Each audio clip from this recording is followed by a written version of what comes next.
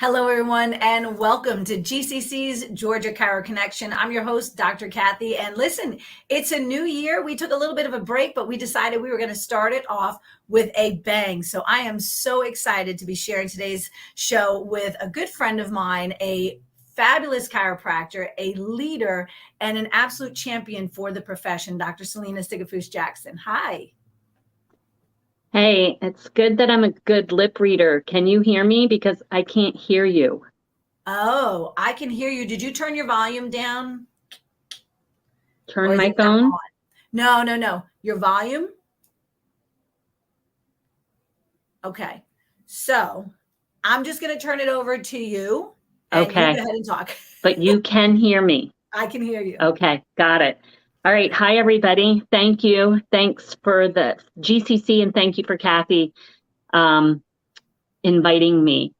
As long as you guys can hear me, give me a thumbs up because my phone said check my volume. So I could hear you beforehand, but I can't now. So ICA, what's happening in the world of ICA? Well, ICA has over the years really been kind of one of those organizations that has floated under the radar. And once in a while, it'll be referred to as the ICA did this and the ICA did that. And so ICA has been instrumental in a lot of things that a lot of people don't know. But what we have done recently is we've just changed some of the governance, which actually I'm the first president of the ICA under the new governance. And it has gotten a lot of heat. And I just want everybody to know that might be questioning it or wondering what's happened. It has really served the organization well, because instead of the organization being micromanaged by those of us that are volunteers, it's this governance change has allowed us to be more hands-off in the running of the day-to-day operations of ICA and looking at other things. So this past year, we had some absolutely fantastic gatherings within the ICA between our annual meeting last year that was down in Sherman, and then just board meetings. And we just recently had a whole new clean sweep of all of our representative assembly. And so that's going to be announced or has already been announced. And a lot of people want to know, I want to do more. Well, how can I do more for the ICA? Well, I think you do a lot just by showing up every day as a chiropractor. That's powerful. I think also you show up by communicating back to the ICA, and how that can be done is knowing who your state rep is. And so having a state representative in each individual state to be able to bring any concerns or good news or bad news back to the ICA is powerful. So we just recently had something happen in another country, and we can't go into a country unless we're asked by members. And so we had a situation where none of the members have representation on their association. It's represented by lawyers. So there's no chiropractic representation, and things are happening and they're very upset about it. So they, the ICA had a talk with them. We're not lawyers, but we said, your first problem is you need to represent chiropractic with chiropractors. And so that brings to the point that we're concerned about so much stuff happening in our profession and in our country. But if we don't have chiropractors representing chiropractic, and you don't want to be the one to speak to us, to step into a role, then I can't help, because we don't know what's happening in individual territories unless it's brought to our attention. So that's the role of our representative assembly. Our board itself is really, I would have to say, I've been in leadership for 10 years, and I think the current board that we have right now is the most talented board that ICA has seen, maybe, I don't want to say forever, but in a long time. We have got such powerful researchers on our board, incredible teachers, practitioners, and people that know how to read a contract and aren't lawyers, but know how to read a contract that protect us. We have created a relationship with other countries that are moving chiropractic, ICA brand chiropractic, into China, and hopefully in the near future into other countries that ICA is actually pushing for that, not necessarily our members coming back to us. We have an incredible team. It's the first time since I've been in leadership that we've had the staff that we have in ICA that's so great and working. They're overworked and we do need more, but it's in the era where it's tough to find employees that stick. They're doing an amazing job.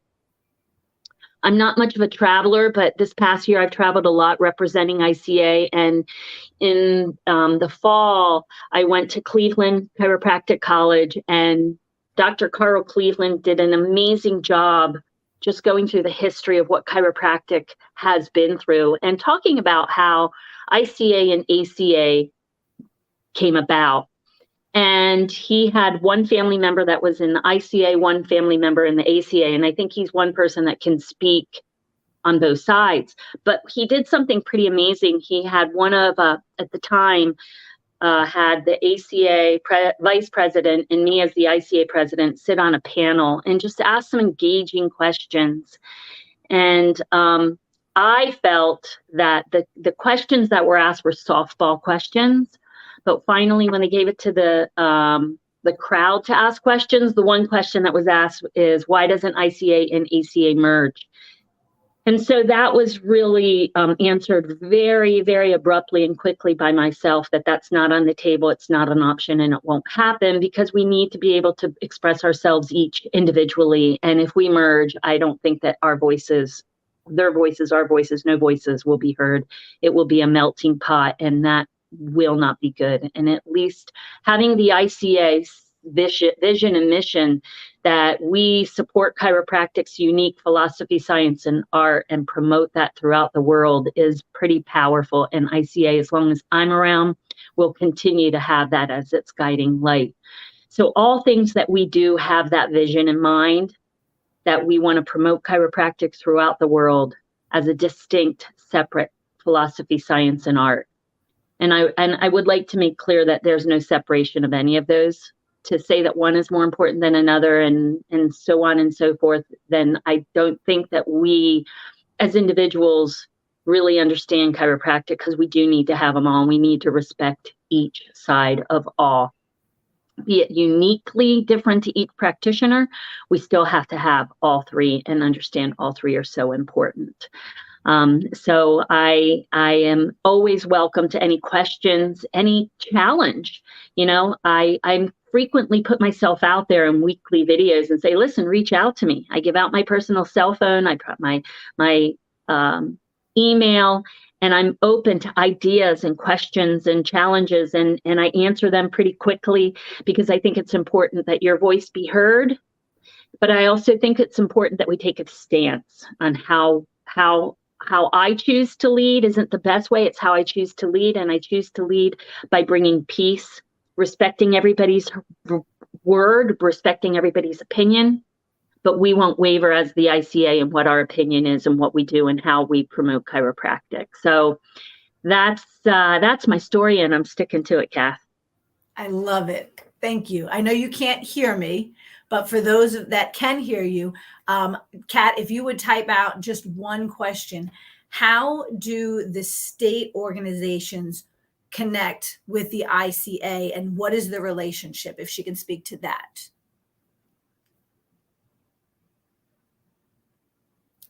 Did you ask me how I see chiropractic?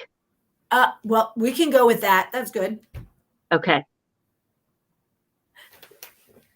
Am I to answer that? How do I see chiropractic moving forward? Oh, how do state organizations connect to ICA? Well, reach out to us. Number one, reach out to us. Now there is, this is how we got brought into one of the European countries. This particular country is, when they began their organization, they didn't have enough members. So they joined with the ICA. The word is leaving me right now, but basically associate, it's almost like the organization becomes a member instead of a member becoming a member. And so what that did was that gave them validity being connected to the ICA. So it basically pumped up their quote unquote membership numbers. You have to come to us. We go to various organizations, and we hope that our representative assemblymen go to all ICA, ACA organizations so that they can tell their members of the state organization what ICA is up to. So the connection is through the state rep. And then that state rep either brings it to the ICA or the head of the organization brings it to ICA. But think of this, though. You take your state organization, and when you affiliate, that's the word, when you affiliate with the ICA, that increases your membership to a certain degree, just like it did with this European country. And you follow what our vision and our mission is, which I don't think anybody in their right mind would not want to tag on to promoting chiropractic throughout the world and maintaining that we are separate, distinct philosophy, science, and art. Wonderful. Kat, one more question for Selina. How do you see the future of chiropractic? For those of you that don't know, I will talk in the meantime. Dr. Selina has been in practice for, I want to say, about 30 years with her husband, Dr. Kevin Jackson, and they have a daughter in chiropractic school. There you go. All right. So how do I see the future of chiropractic? Well, if I have to base that on the fact that I am a full-time practicing chiropractor in a very high volume practice here in York, Pennsylvania, and if I have to base how I see the future of chiropractic based on the new patients that come in and the volume that we see of such a massive cross-section of humanity, and I mean incredibly diverse, from color to religion to gender to age, the future of chiropractic, in my opinion, is going nowhere but up. I am referring more and more students to chiropractic school with a level of excitement that is totally different than what I saw even 10 years ago. I think what COVID did to us was it put a fire back into humanity, not just chiropractic, but in humanity, to say, I am in control of my health. And if I want a couple of weeks ago, one woman came in. She had some aches and pains, but her sole purpose as a 67-year-old woman, or maybe she was a little older, was to use chiropractic so she can keep working because her retirement has disappeared in front of her very eyes. And she's choosing chiropractic to keep her moving so that she can keep working effortlessly and joyfully. So when you have in little old York, Pennsylvania, today I did a doctor's report. All three new patients were 19, 22, and 29. And to me, that speaks that the younger generation, while some of them were medicated, they got the idea that I have to take responsibility for my health. And the powerful thing about chiropractic is we teach them so that they have the faith and hope to take responsibility. So how can chiropractic not thrive under those circumstances when humanity desires it? And BJ told us, as long as there's sick people and there's chiropractors to deliver the good, it will be used. Awesome. Thank you. All right. So because we don't have audio on her side, I'll go ahead and wrap this up. And I want to wrap it up by saying thank you, Dr. Selina. For those of you that don't know, she is so unbelievably involved. She is a servant leader. She gives at the utmost and she serves at the highest level. She's also on the original founding board of the League of Chiropractic Women. She is the treasurer and has been for the last 10 years and continues to serve on our board, as well as serving as the president of the ICA. So we're so grateful for you taking the time today. And for those of you that are here joining us live. Thank you so much for joining us. We're back on track. We'll be back here every Wednesday, 1:30-ish, right here live. And if you're catching the replay, feel free to jump in. Thank you, Dr. Brian. Feel free to jump in and put a little hashtag replay in the comments so that we know that you were able to see this. Other than that, we look forward to seeing everybody next week right here on GCC's Georgia Chiro Connection. Bye-bye, everybody. Thank you. Thank you.